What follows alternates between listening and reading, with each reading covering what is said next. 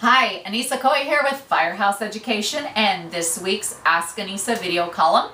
So this week what I want to talk to you about is the question came in via email to me, and I was asked, is it always fire that is involving contents when it comes to contents restoration, or are there other types of losses? And just how many losses are there really that involve contents? So this question was asked, great question by the way, was asked by someone who is just considering getting into content restoration. And so they weren't sure about what the market was out there. So what I want to do is I want to talk to you about the different scenarios where you can come across contents restoration and what are the four main things that you're dealing with, okay? So when you are dealing with contents cleaning, there's really four things that we're dealing with. We're dealing with odor, we're dealing with residue, we're dealing with contamination, and then possibly actual physical damage to the item. So when you say contents restoration, don't forget, it could be actually refinishing something, it could be rebuilding it, repairing it, it could just be cleaning it off, it could be just a light wipe down and deodorizing the item because you're dealing with that odor. So there's a variety of things. Contents restoration is not just content cleaning. So I tried to say that restoration instead of just content cleaning because it's really so much more than that on a lot of jobs, okay?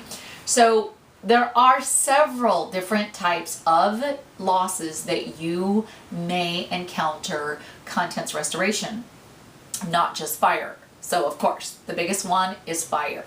I'm going to name off to you several that I've had dealings with. So there's fire, there's water or flood, which by the way, they're water damage or flood, they are two complete different types of losses, but that's a topic for another video.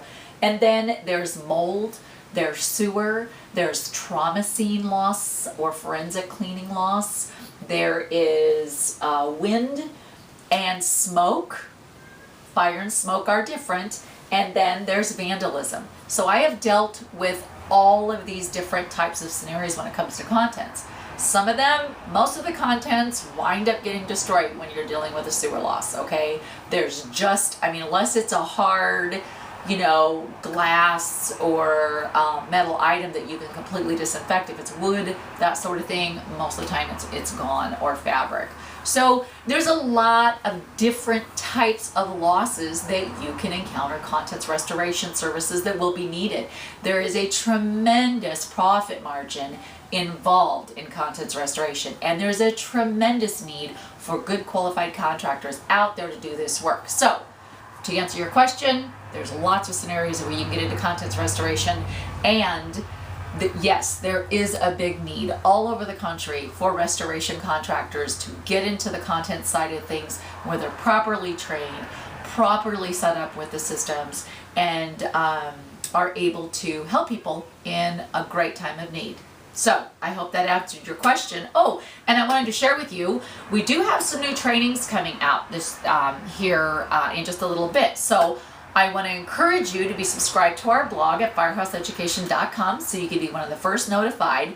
And if you're really excited and want to be one of the first notified, you should shoot me an email and send it to Anissa@firehouseeducation.com, and in the subject line put training, okay? And then I will shoot you back an email and let you know when our brand new training comes out. So anyway, thank you so much for your question. I hope you enjoyed the video. Again, I always thank you for your time because you know how much I value your time.